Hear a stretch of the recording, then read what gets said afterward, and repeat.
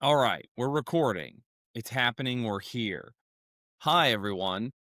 I missed last week. How did that happen? I was in Utah. I stayed in Utah for 10 days.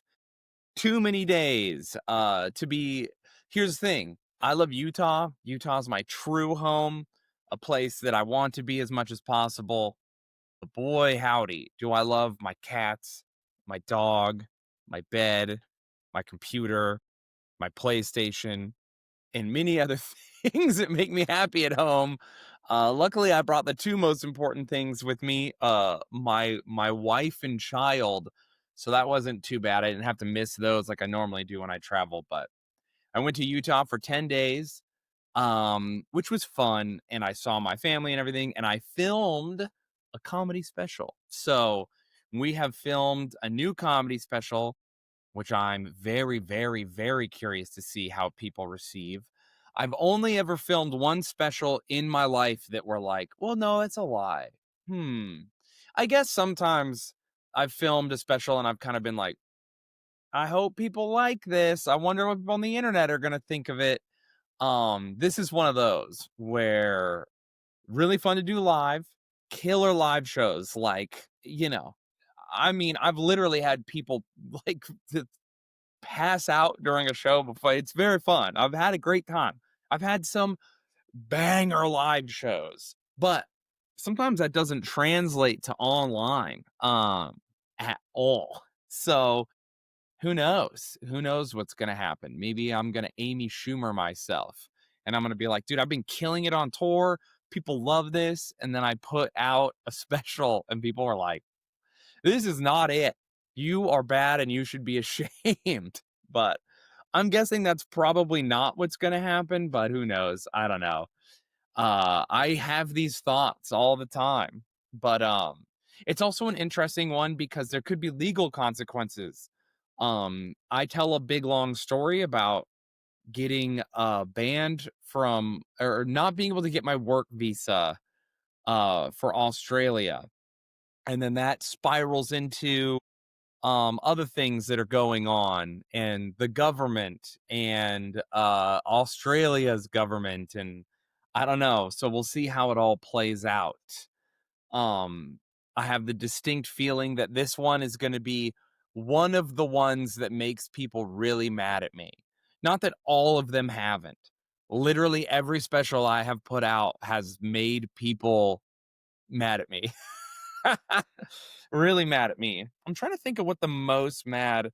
Oh man, if I even repeat some of the things the people have been the most mad at me for, then people in the comments will be mad. One of them, which is a hill I will die on, is what's the most mad people? Oh, that's right. On a podcast once I said pit bulls were bad dogs. You can't do that. People lose their minds because I don't know. I don't know. Because people like the way they look. Hey, dog breeds aren't real. We made them up. They're not of nature. They're evil, actually. So if you have like a loyalty to one specific breed that goes beyond, I had a dog that looked like this. This dog makes me happy because I feel connected to my dog from the past. And I love that dog. But rationally, you should be like, none of these breeds are real. Dogs are just dogs. The breeds themselves don't matter. We made them up. They're it's inhumane what we did, to be honest. Dogs should be wolves. So I don't know. It's the whole deal. So people are then mad that I was like, oh, I don't care if pit bulls don't exist. Well, what what kind of world are we gonna live in where pit bulls don't exist? I don't know, a normal one? I think nothing would change. I think a few less people would get mauled and there would be less dog fighting. I think that probably. And then people get really mad and they're like, "It's don't bully my breed.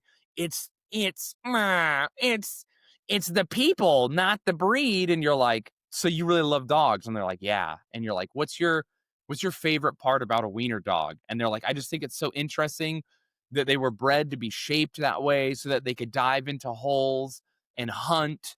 And I think it's really cool that we could change the shape of an animal and also its temperament by breeding it in very specific ways to accomplish goals. I think that's a really interesting, unique thing. And you're like, oh, yeah, I agree with you. I think that is interesting and unique. So you do agree that dogs are bred for specific tasks based on their their physical bodies and their minds, and that they can be predisposed to those tasks and certain behaviors, maybe. Oh man, like there's probably dogs that are way more aggressive than other dogs.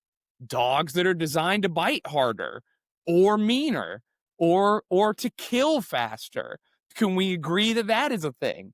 So then what can you explain to me how the pit bull was invented, what it is bred for, and why we need that now?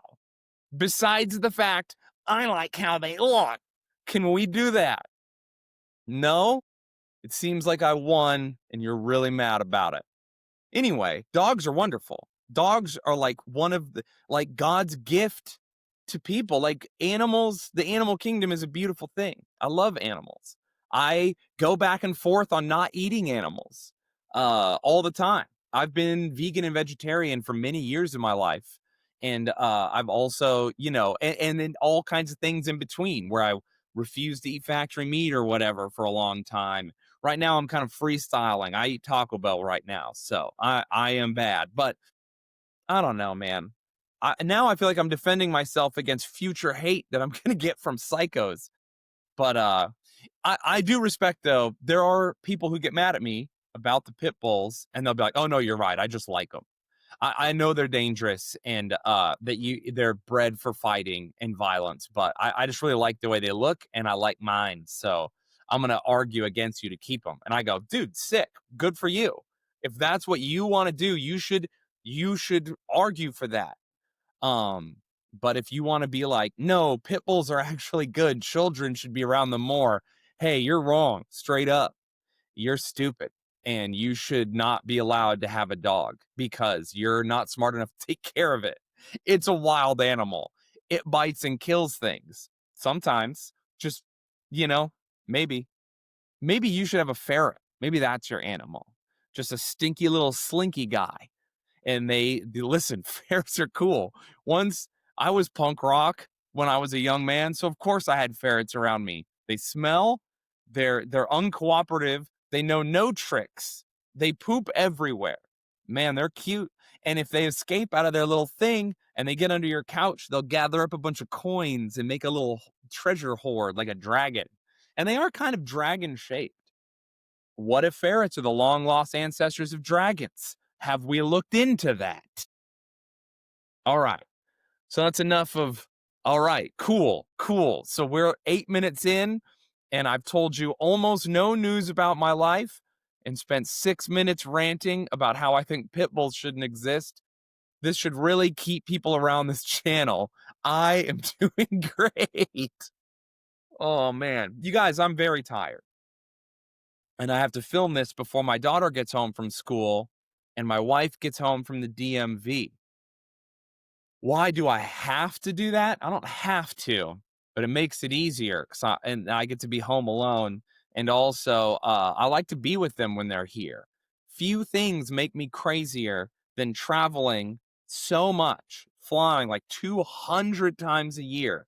I'm gone most weekends, sometimes during the weekday. Then, while I'm at home, sometimes I have to work. And then on top of that, when my wife and child are home and I'm like, I'm going to go into that room and talk to people who aren't even here, it feels stupid. And it feels like I'm missing out on time I could be with them or even time I could just be spending leisurely with them. Obviously I would much rather play video games in my living room while my wife sits next to me and my daughter watches or whatever. And in fact, man, I'm gonna make myself emotional. What a lovely life. What a dude, tell Shayne from freaking ninth grade, oh dude, you're gonna be playing Final Fantasy and your smoking hot wife is gonna be watching, and your daughter is gonna be asking you questions and way into it. And you're gonna be comfortable and full of Diet Coke and snacks. What? What? That's the greatest thing I can think of. That dying on a battlefield. Those are the two best things I can imagine doing. V- Honestly, like, dude, right up there. I didn't do the second one despite my best efforts. So we're on to the other one. And you know what? It's probably the better one if we're being real. I think to love people actively and be with them, though I guess dying on a battlefield could be an act of love and selflessness that is on par with, loving your family. So, and in fact, that's why most people die on battlefields probably. Okay. Well, I'm going to have to logically think through this one. But in any case, I am doing the video game not dying one. It's pretty good. Highly recommend to everybody.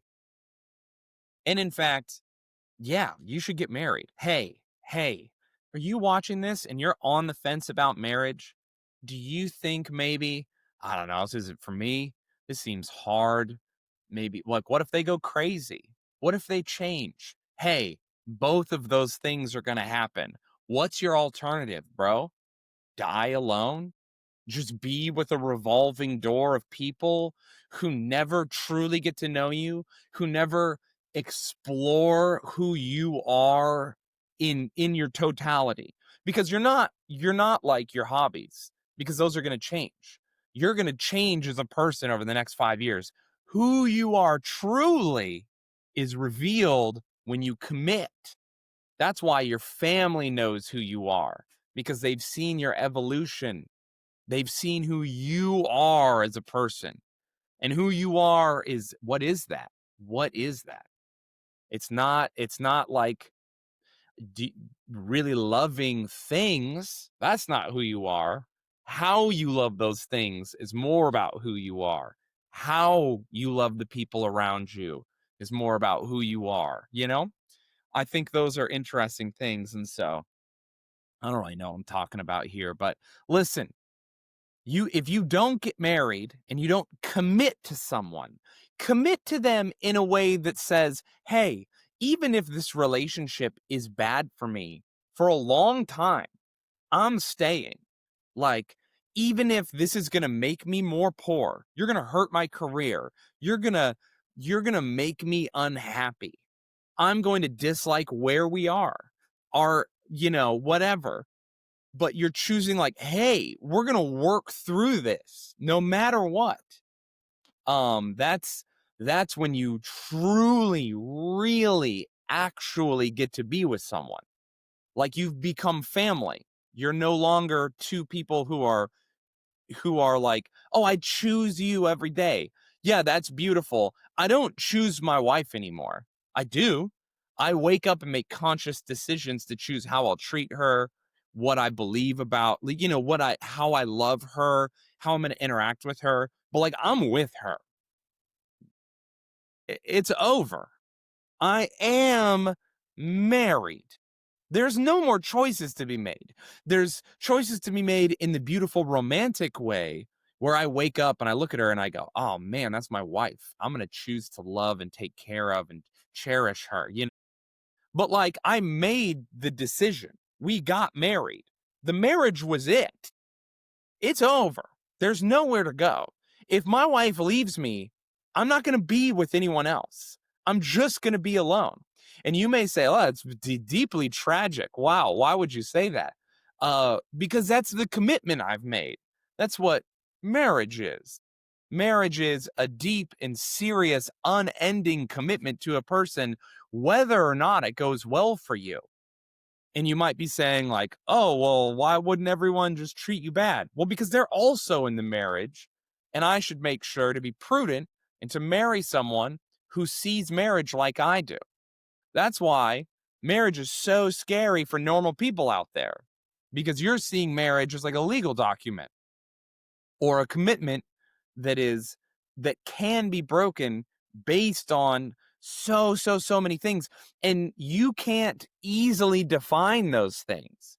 You could say, like, oh, I'm a liberal person, so I think people, if someone isn't making you happy and they're hurting you or they're making you unhappy, you should leave them. You should just leave. You don't have to stay with that person that doesn't make you feel beautiful every day. You don't have to be with this person who doesn't support your dreams or whatever. And like, I think you shouldn't marry people that don't do that. But if you marry someone and they begin to fail you as a spouse and they're not supporting your dreams like they should, no, you don't get to leave. Hey, that's not what marriage is. You're describing dating. That's what dating is. Dating is that. You're describing dating with legal consequences. That's what you're doing. I'm married. It's different from what you're doing. Does that make sense? And I am suggesting to all of you to talk to someone about getting married, even if you're not Catholic, you know? Because as terrifying as the concept is of like, wow, if my wife really starts to struggle or becomes cruel, or I really hurt her and she doesn't forgive me, or I have all these issues, I could put myself in a situation where day to day, I'm sort of living in a nightmare. And then, like, how do I get out of that? What do I do? And, that is a real thing that happens to couples. And I think it happens to everyone who stays together. They're going to be in situations like that. Luckily, I'm in a situation where when I imagine my wife being mad at me, I'm like, yeah, but she ain't going nowhere. But that also incentivizes me. I think to myself, okay, so we're together for better or for worse. And so then I think to myself, and she committed to that. She saw me and she said, I love him so much that I'm going to put myself in a situation where he could mistreat me and I will have to deal with it. And I will have to stay and exist in that mistreatment. How scary is that for her? How scary is that for me? And then I think to myself, what a beautiful, loving act for her to put herself in that situation for the sake of our relationship, for the sake of our family that we're going to create, you know? Marriage is really beautiful, you guys. I'm telling you, you all have to commit. You have to learn to commit. No fault divorce is evil. And that's bad. And I'm just gonna go out. Wow. I'm came on to this podcast being like, I'm gonna tell people an update. I'm gonna talk about games. And I'm just like, pit bulls are bad. And and then I was like, no fault divorce is evil. Marriage isn't real unless it's forever. And I think 90% of everyone is like, wow, that was really extreme. I don't agree with that. But you know what, though? Come on, be honest with me, though. If you're married and you truly think like, oh, if they start to treat me bad, I'm going to leave. Oh, if they like aren't supporting my dreams, I'm going to go. You can imagine to yourself, yeah, there's plenty of reasons to divorce someone. You're dating with a legal contract. You're dating with consequences. You're just dating with legal consequences. You're dating with the possibility of health insurance. That's all that is. There's no commitment there. There's no real commitment. There's no fear. Like, what is there to be afraid of? I marry someone and they may take my money. What is my money? Who cares? What if I'm poor? So what is marriage to me now? It means nothing. Like, I was legally married once before, and that marriage wasn't real and it was annulled because it just simply wasn't a marriage. And it wasn't. I literally got married and I remember thinking like, "Oh, why is this scary to people? I can just get divorced." And I'm not rich. So at the time I was like, and the money part, like, who cares? Who cares? Most people aren't rich. So what are the consequences of divorce? $100 to go to the city hall? Like, if you're not rich and you don't need a lawyer, oh, well, what if you have kids? Now marriage is more complicated. Is having a kid out of wedlock also not complicated? It's all complicated. It's children. Children are complicated, big dog. So what is marriage really to you, you know? I think people should ask that question, like, under what circumstances do I think it's okay to leave this marriage? And get really specific with it. And then think to yourself, what would I want my partner to leave me over? And what would I want my partner to fight for me over? Because if someone isn't supporting your dreams, Do you not think you can get to a place where you can reach them and explain to them how you feel and how important it is? Do you not like, even if it takes a long time, you don't think you could talk that out? You could deal with that? I don't know. A lot of people are going to be like, but what about domestic violence? Hey, that's a bad and different thing. You should physically remove yourself from that situation and you should get other people involved so that now you can figure that out. Because that's danger. You're in physical danger. Okay. But even then, this is wildly like this is something no one's going to want to hear. Hey, if my wife was physically abusive to me, maybe I wouldn't be staying and being like, "Oh, I love you. Like, it'll be fine. I'm going to sleep in bed with you." No, but I'm also not abandoning my family. And I'm not going to be with someone else over it ever, ever, ever. Okay. I'm just not. That's not how it works. That's not what I should do. I should aspire to my commitment. Okay. My commitment is to my wife and therefore my family. And I committed to my wife for better or for worse. So anyway, that's my rant about marriage. But I will say that when you marry someone good, and you're in a situation where you're both worried, like, oh, you've committed to this really scary thing, you also have this like mutual understanding, like, we're in it, we are a family, this is our unit, we are going nowhere, our kids will have nothing to worry about in terms of our divorce or us even leaving this home. So that is a huge weight off my chest and a sort of I get to stop worrying so much about all these small things and start worrying about big picture stuff in a way that really like massages my brain. Also, marriage is a grace and, a sacrament. So think about that. But in any case, marriage is cool and good. A lot of you would, the,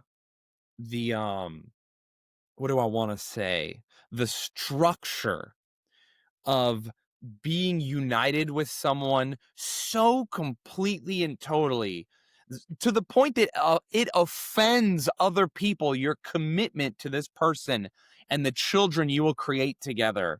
Think about that. Think about how sick that is and how much easier it would make to do anything else. How you could say anything to this person that you're with and they will stay with you. They've agreed to this.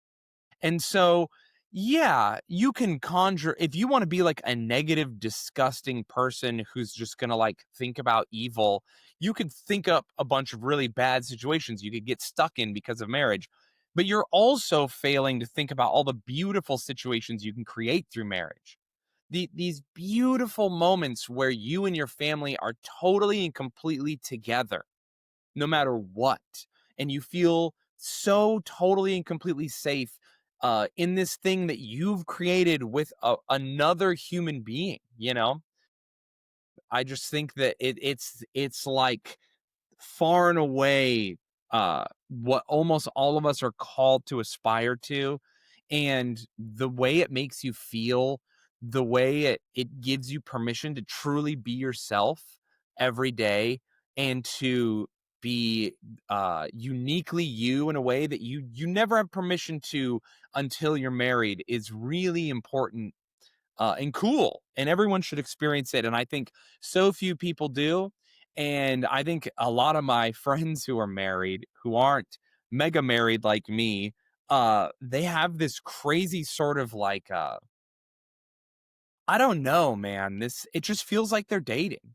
It just feels like they're one step removed from their partner. There's always like, oh, well, but they're their own person. I am not my own person. I am my wife's person.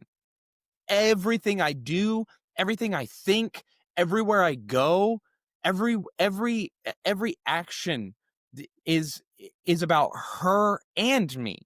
My health, how strong I am at the gym, how good I am at softball, my career, when I wake up, when I go to bed. what I say to others, like all of that affects her very specifically. Um, and I think the like be your own person, that's disgusting. It's disgusting talk from disgusting, selfish people who, by the way, show me the people who give like marriage advice and stuff that is far away from what I'm saying. How many kids do they have? How happy do they seem? What have they accomplished? What kind of relationship do you want their relationship? Like it's almost always horrific. Why is it almost always like I'm on like Instagram and I'm scrolling, and because I'm Catholic, I'm getting a lot of content that it's about relationships or like what relationships should be like. Because Catholics assert a way relationships should be. And so other people like to engage with that and say no. And I get these Instagrams, and there'll be like a woman or whatever, and she'll be like, I'm a relationship expert. And she has really big, bad glasses that look stupid. And of course, like one red streak in her hair or whatever. And she looks like she's listens to Social Distortion, but she doesn't know what that band is.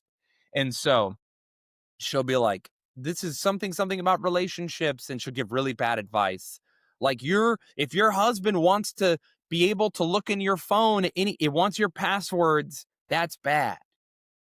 Firstly, no, it's not. That's my phone also. Those are our phones. I don't know. What are you doing in there? Why would it matter if I look at it or not? I agree that you don't want to feel like you're in prison, and so you don't want people be like, "Give me your phone every afternoon." But the idea that I can't have totally complete access to your life is bad and disgusting and wrong. And then that person is always like, my partner's boyfriend did this interesting thing, and I want to tell you about it. And then I'm like, hey, you were already dumb and bad, but now you're evil.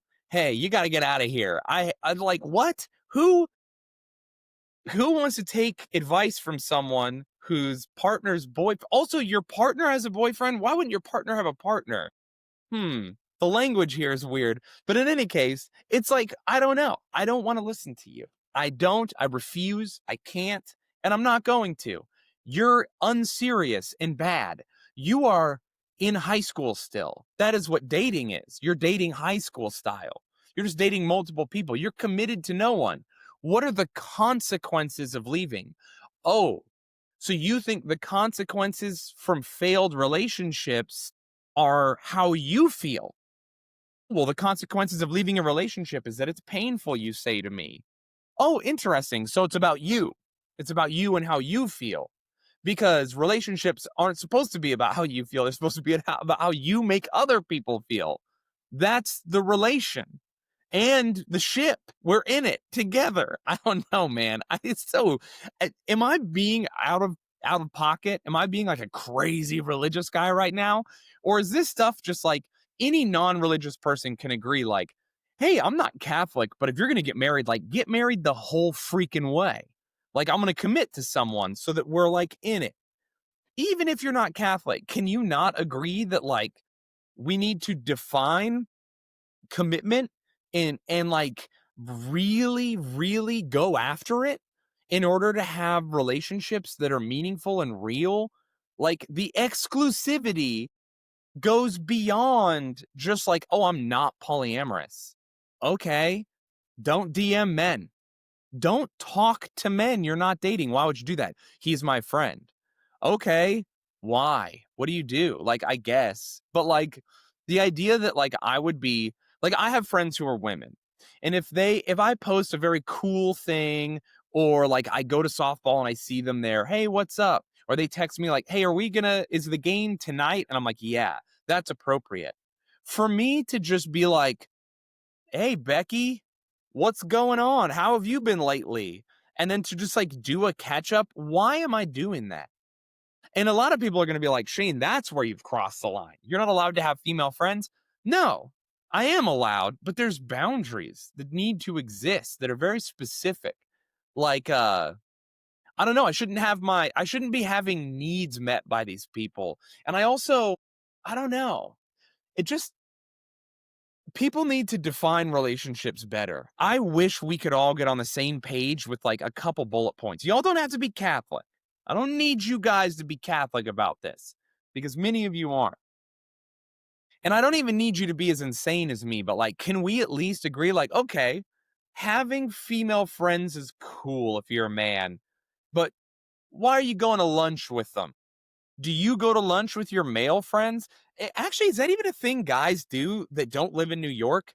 New Yorkers are so like they have to be gay about everything. And I mean that in the like the culture way. Like, let's go to brunch. Hey, bro, you want to come get brunch with me? No, I don't. I am normal. You need to get out of my face, okay? No dude should be asking another dude to brunch. Therefore, no man should ever go alone with a woman he's not romantically interested in to brunch. Could we all agree on brunch? Could we all agree that if you get married, it should be a lifelong commitment, no fault divorce is silly, and that men shouldn't go to brunch with their female friends alone? Is that something we can agree on? I don't know. Passwords, everyone should be able to get into everyone's phone. If you're dating someone, you should be able to look in their phone. You should, and listen, if you want to discuss the boundaries together, like, hey, listen, I want you to feel like you have access to anything. I hide nothing from you. But some of my conversations are private. I don't want you specifically looking at me and my brother's conversations, for example. I'll talk to you about them. I'll let you see that they exist. I'll show you who I'm engaging with, but I don't want you. That's a breach of my brother's, privacy as well. Maybe that's a conversation you could have. It's not one I would have, right? Unless my brother explicitly is like, don't tell your wife this thing because I'm planning it for my wife and I just want the least amount of people to know. You know what? I'm realizing even then, I was like, nah, I'm telling her, bro. You gotta know I'm telling my wife everything, dude. I I think that's how it should be. I think that if you tell one person in a couple something, everyone gonna know, dude. I think that when you talk to me, you're talking to my wife, straight up. And you should act like it a little bit. You should. And if you are a woman and you're talking to me, you're talking to my wife. What would you say to me that you wouldn't say to my wife? That's fair. Anyway, I don't know, man. These things are all things I think about. They're incredibly controversial for no reason. Like the amount of people who get so mad at me. Dude, not the other day, this was a long time ago. Why did I say the other day? Because I'm a comedian and that's how you start stories. You say the other day, even if it happened 5 years ago, because you want to obfuscate the time, especially if you're going to be like rude to the person in the story, because you don't want quite people to figure out who they are, what's going on. That's a thing people do in story. Anyway, listen, like a couple years ago, I did this show. And at the show, I was in the green room, and there were multiple comics in this green room with me. And one of them was talking about how they just stopped being very religious. Uh, and then they were like, and now I'm on this like sexual journey or whatever. And I was like, oh, you okay, sure. And they were like, yeah, and I really like it. And I'm learning to undo shame. And I was like, oh, that seems bad. Shame is good. And it blew up into this crazy conversation in this room where every comic was like, just couldn't believe that I thought things could be shameful and should be felt of that way and should be pointed out as shameful. And they're like, oh, so you're just kink shaming? Yeah. Yeah, yeah, I super am. I definitely am. Are you not? You think everything's cool as long as they consent? What is consent, dude? Because, hey, people consent to give plasma, but I don't see rich people giving plasma. Seems like only poor, down and out people who are hurting give plasma. So the consent isn't really the important part. What's going on with that? Why do only poor, down and out people in America give up their literal blood for money? And you're like, well, they consented. Well, but no one else is who is healthy and doing well. So why is that? Can we ask that question? And then you get into like, how did we incentivize these people? Where do we put the clinics? Oh, they're only in poor neighborhoods where people need money, and that's how we get plasma. That seems morally bad. But then you say, well, but then the people who need the plasma are getting it, and those people who need the money are getting it. So are we hurting the people? And this brings up a lot of moral questions. But we see through this line of thinking that consent is not the only factor here that makes it moral or immoral. Interesting. Interesting that that's possible. The human experience is so varied and incredible. So now, because we can very easily point out that consent isn't the end all be all of what's moral, we can say, hey, if you're consenting to having a diaper on while someone yells at you and makes you feel less than, and somehow that is doing it for you, just because you consented to it doesn't mean that that's a good thing. Maybe a lot of bad things are happening in your environment, in your life, with this person manipulating you, with a community of people making you feel like things are normal when they're not. Uh, with the extremity of the situation, or all these other things could come together to make this bad for you, both physically and morally and spiritually. Hmm. Seems interesting. Maybe we should look into that. Maybe shame isn't fake. Maybe shame is real and serves a purpose in society. So, I don't know. Is that just me? If you're a person who wears a diaper, you know what? I love you. I pray for you. I wish the best for you. I hope that everything in your life is great, that you are happy and doing well, that no one is being hurt by your actions, that you're just simply a weird guy, you know? I hope that for you. But I think that more is going on. And that if we addressed the more, your life would grow, the quality of your life would grow, the quality of society would grow, the quality of the people in your life would grow, and everything would be better in general. I think a society where people think kink is good is is evil. You're doing something bad. Hey, life isn't about pleasure. And when you dedicate a lifestyle to pleasure, you have immediately done something wrong. That's evil. It's the definition of evil. You've gone too far. There's literally even pagans were like, hey, if you go too far into pleasure, you're gonna die. It's bad, and we think we shouldn't do that. Even people who were like, oh yeah, human sacrifice, but easy on the pleasure. If you get obsessed with it, it'll destroy your life. Even those people knew. So the fact that we live in a current society where we're like, hey, people who have lifestyles that are completely dedicated to and immersed in the concept of human pleasure, that's good. False. Evil. It also, hey, I think that it's a clue that when you dress evil and it seems evil and it sounds evil and there's a lot of evil imagery attached to it, and that even like maybe it's evil. I don't know. This is like the Satanism thing where people are like, the Church of Satan is a secular organization. They just use historically evil imagery, historically evil rituals, historically evil things to make people scared, which isn't evil. It's so funny. It's so funny to be like, yeah, everything about it looks evil, but it's not. We do it ironically. It's like, okay, cool, I guess. I don't know what you I think that we both know that you're just, like, trying to intellectualize something that's obvious to us. Which brings me to my next thing I wanna rant about. Why do we keep intellectualizing things that are obvious? We keep being like, you know, this is bad.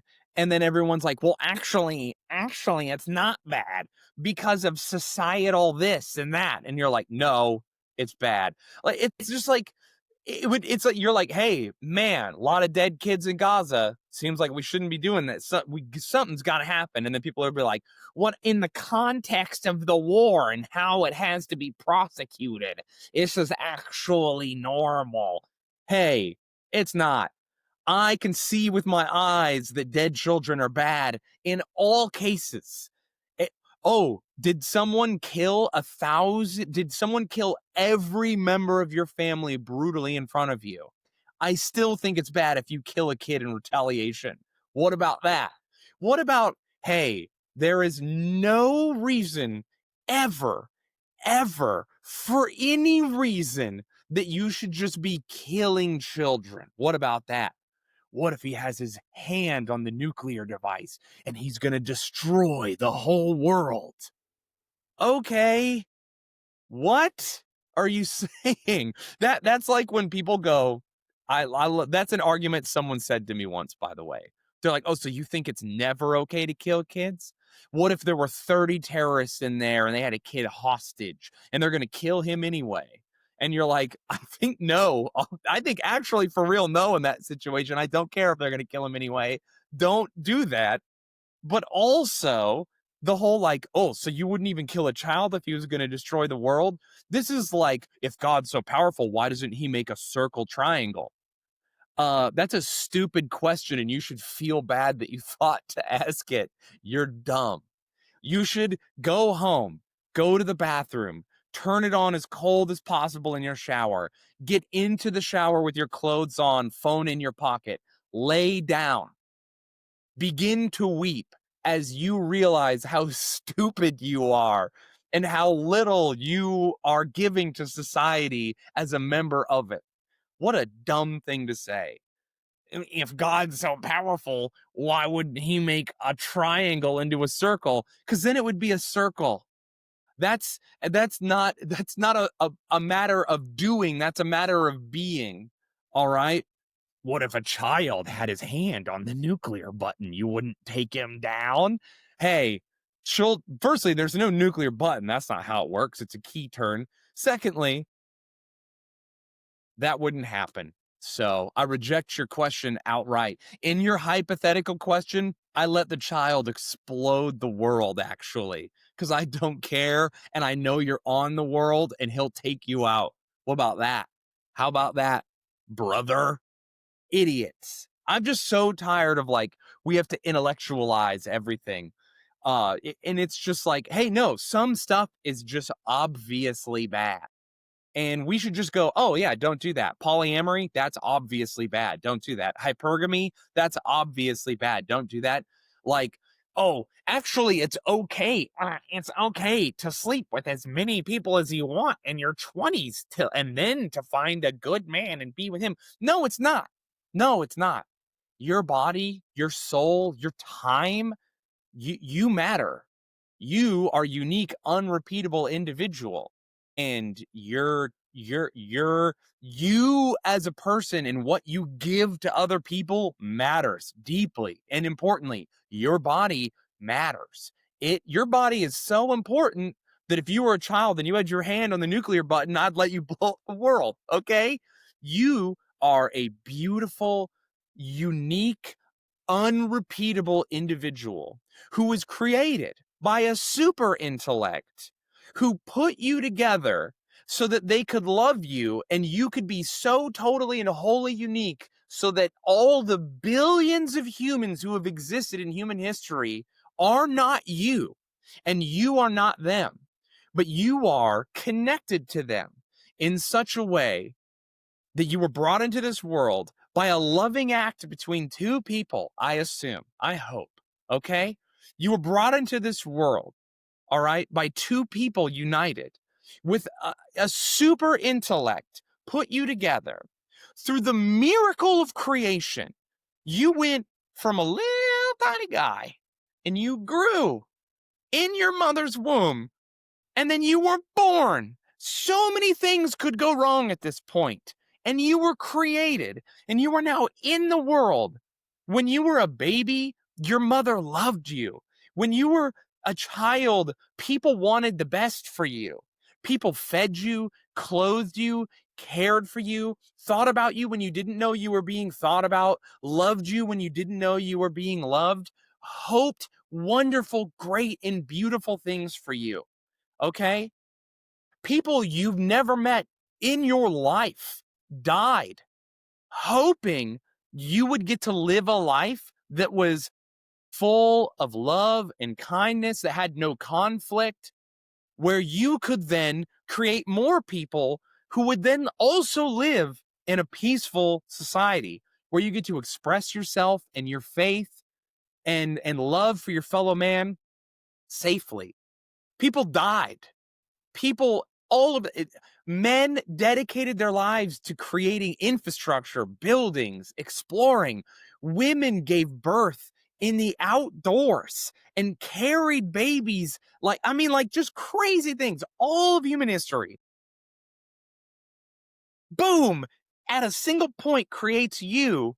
And then you're going to give it up to some guy who doesn't care whether you live or die because you're bored? What are you doing? You mean everything to everyone. You are so important. You matter, okay? Your body matters. What you do with it matters. Who you share it with matters. What the experiences that you put out into the world matter, okay? So when people are like, I think it's okay if I just do whatever I want and share myself with everyone. Hey, no, absolutely not. Every time you're with someone, okay, you're giving them a piece of you that is for no one except for who you like. That's so sacred and important. Give yourself and your time and your love to people who truly, honestly matter, to people who have earned it, to people you trust and love and care for. Okay? It's insane to share the most intimate parts of you. Like, and this isn't just about the physical act or like, no. When you're with someone, it matters. You're connected to them. And that's why when you're with someone you don't care about or you don't like, afterwards, you feel gross and you feel bad. Okay? We intuitively know this, and yet we're mad because so many of us don't have self-control and we make mistakes and we go out and get with a bunch of people because we think like, oh, I'm going to get with this person and then we're going to have a love story. And it doesn't happen. They don't care about you, and truly, you really don't care about them. You're impatient. You just want to feel good. You don't want to be lonely. You want to be connected to someone. You're pretending that this is making you feel less alone. It's not. It's actually making you distracted from being alone. It's not making you feel less alone. You feel as alone. You do. And if you focused in on that while you were with that person, you would know that. You'd be like, ah, dang, I'm pretty alone right now. It sucks. You know? And so to admit that you did something wrong is embarrassing because, like me and many others, you've made this mistake a bunch of times. It's okay that you made that mistake. It's okay that you thought that was good. It's okay that you were weak. You may be weak in the future from right now. You can have the opinion that being out there, being promiscuous is bad, and still struggle with promiscuity and make mistakes. Okay? That can be true.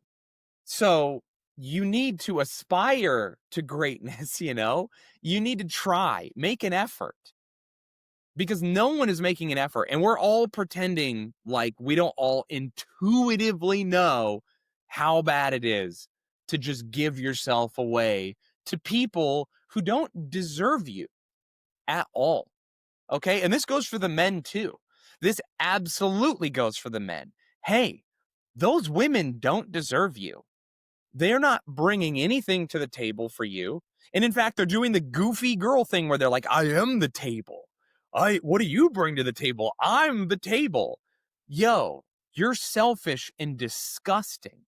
Okay. You want to be with a woman who's like, what do I bring to the table? Well, firstly, I'm awesome. I'm funny. I'm exciting. I care about what you think and feel. I am honorable. Who I share myself with, I'm discerning. I don't just share myself with anyone. What do I bring to the table? I bring exclusivity. I'm not with people. I'm only with people who matter to me, who care, who I think are worthy of my time and attention, who are going to return what I want. What do I bring to the table? Dignity, self awareness. Whoa. So, what you're bringing to the table is something that I can't get from just anyone who would give it to me.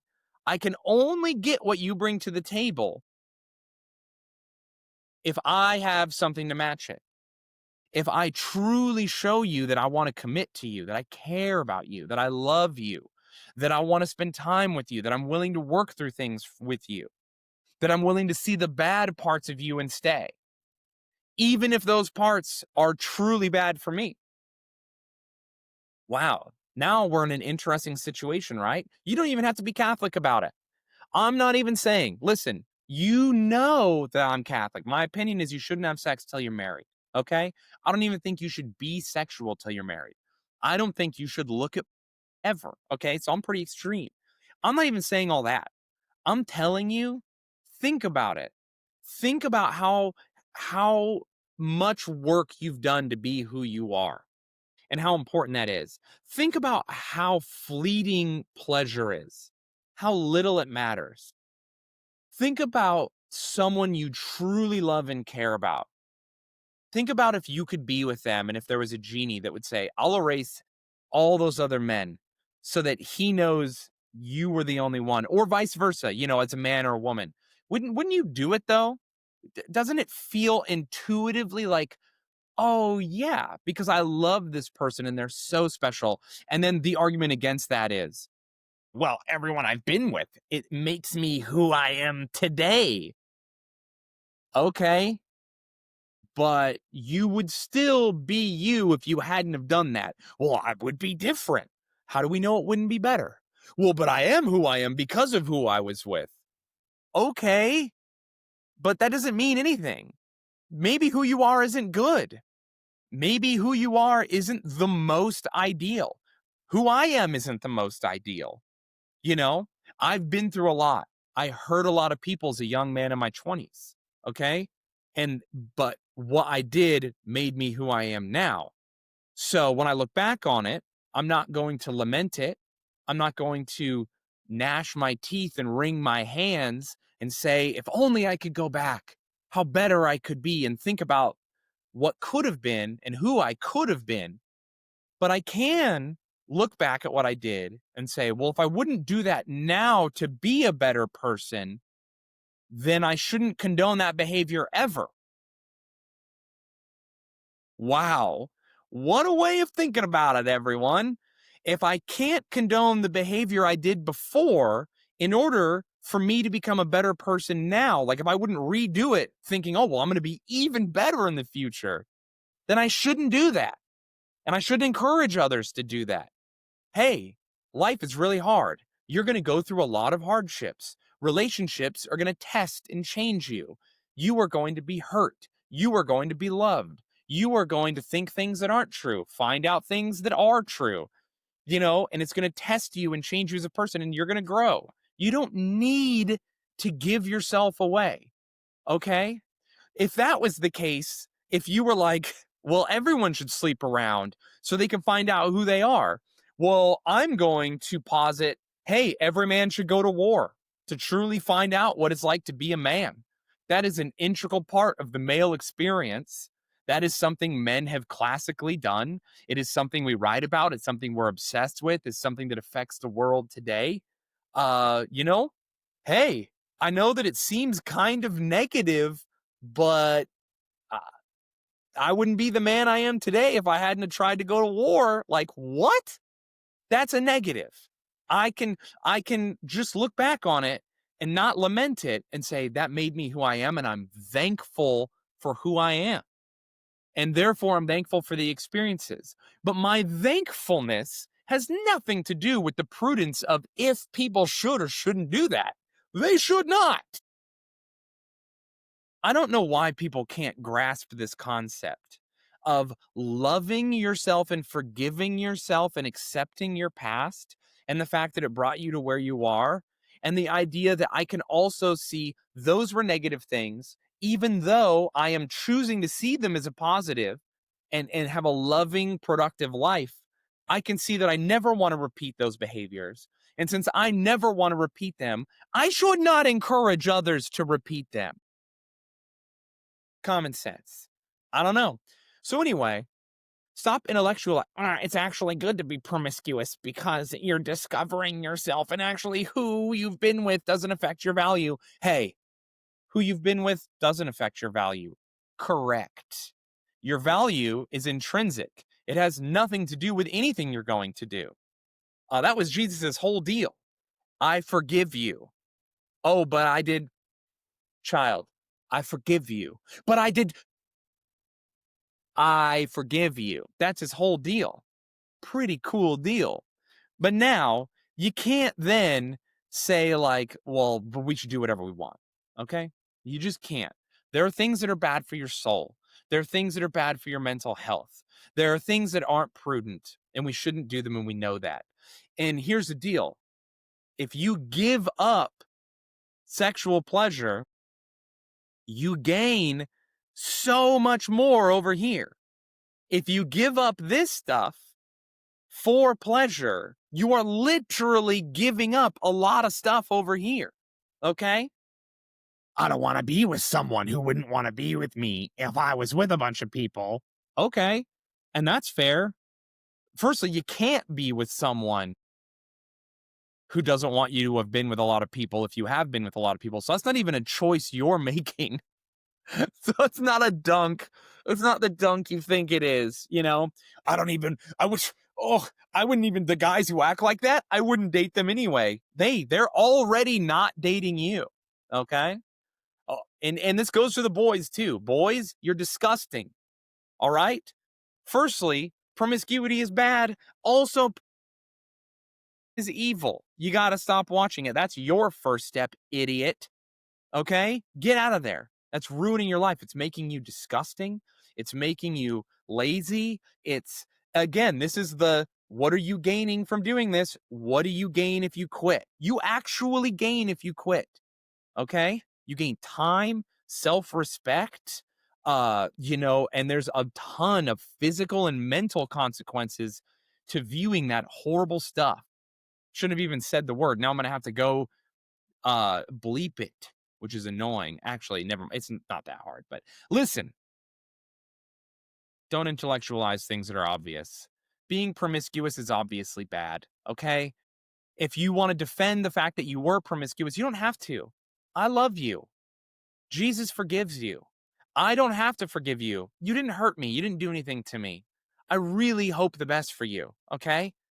Don't freak out. You were or are promiscuous. We know that's bad. Just admit it. Look into your heart. It doesn't make you feel good in the long term to do this stuff. It doesn't make you feel like a better person. You could use your time more wisely. You could. Even just being close to a stranger and asking them what they want from life and what their dreams are, or what their greatest regret is, or something like that, and then hearing them say that and then say, I love you anyway, man. I really hope the best for you. That would be a better use of your time, to make someone feel loved in a way that will carry with them. Because I'm going to tell you, most promiscuous people out there, you don't remember each other. You don't care about each other. You don't think about each other. You're not making each other's lives better. You're filling the time. You're bored. You're bored and you're giving yourself away. And it's sad and it's a bummer. And I did it a ton, like most of us. And I don't have to look back and be like, "Ugh," and cry and hate it. And I also don't have to look at people who are doing it and think less of them. But I can look at them and say, that's bad. It sucks. It's stupid. I think it's dumb. I think you're hurting yourself. And I think you know that, just like I did. So I don't know. Don't intellectualize things that are obvious, everyone. And don't be mean to people who don't live a lifestyle that you don't think is appropriate. I think lots of lifestyles are inappropriate. Dumb, bad. I'll say they're dumb and bad, but that doesn't mean I think the people are dumb and bad. It doesn't even, mean I don't love the people. You listen, I'm a man in the world. In America, you don't think most of my friends are living with their partner out of wedlock, who, their boyfriends, their girlfriends, or whatever? Of course they are. And do I hate it? Yeah. Do they know that? I would assume. I'm not like going to their house and knocking and being like, hey, this lifestyle you're living is bad. But at the same time, if they're like, what do you think about what I'm up to? I think you should stop, you know? Okay, thank you. That's it. That's as, be honest, but be loving. Be direct, but be gentle. Temper the truth with mercy. That's what the Knights Templar used to say, because they had to take an oath to tell the truth no matter what, even if it kills you. That's tough. So if you're gonna do what the Templar found is, as soon as they started doing the tell the truth oath, that it went bad, because people would like go home to visit their family, or they'd just be hanging out in like an administrative way or like in public. And you get a woman who's like, does my shirt look good today? And he's like, no, you are straight up ugly, because he swore an oath to tell the truth or die.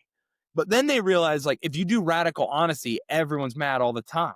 You can't do radical honesty. It's impossible. So then they had to make a rule. You're not allowed to lie, but you must temper the truth with mercy. And so that they really, the knights of the Middle Ages really went after that, because they couldn't lie, but they couldn't tell the truth all the time either, because it makes people insane, dude. You can't tell your boss his project is dumb, or that you don't like his wife, or that you think your friend is overweight. Like there's a lot of things you just can't say in polite society, because it's not worth it, or whatever. Temper the truth with mercy, okay? So, all the stuff I just said, controversial, but I love you. And if you do it, I still love you. And if you're going to keep doing it, hey, I still love you. I think you're wrong. I think what you're doing is hurting you. It's hurting society. It's hurting your family. It's hurting your life.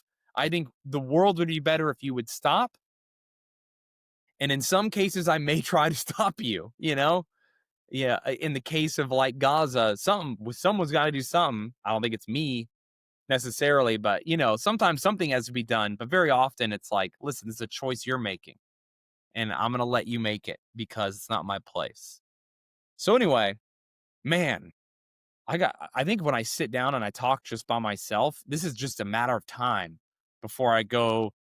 I say the one thing that makes everyone so mad. I don't know what it is yet, but I keep saying controversial things. The last time I filmed one of these, I left with anxiety, being like, man, everyone's gonna be mad at me. And this one's even worse. Whatever, we did it. Hey, one more week down. We are in the zone. I know I didn't post last week, but I did post on YouTube. It just wasn't a video. So I'm doing my best. So we're in it. We're in it. I will post next week. I'm going to do an interview soon for the podcast too, so that I will have someone to bounce off of, and they will keep me from saying controversial things that make you guys mad at me. I love you all so much. Thank you to the small but mighty audience that we have here. Truly, I get so many messages from you guys. It's really nice. It's really cool. I love it. Like, it's a small audience, but I have more engagement from you than from like bigger audiences I've had in the past. So it's like, oh, that's kind of sick. So anyway, the new special's coming out, everyone. Go watch it. When it comes out, I'll let you know. I'm really proud of it. It's a wild one. And go to my merch store, ShayneSmithComedy.com, and buy some merch for me, huh? Tour dates. What do I got? Tour dates. Wyoming, Colorado next week. And then I have North and South Carolina. I've got the South. I think I'm Atlanta. I got Florida. I'm all over the place, you guys. So come check me out. I love you all so much. Thank you for watching. And God bless. See you later. All right.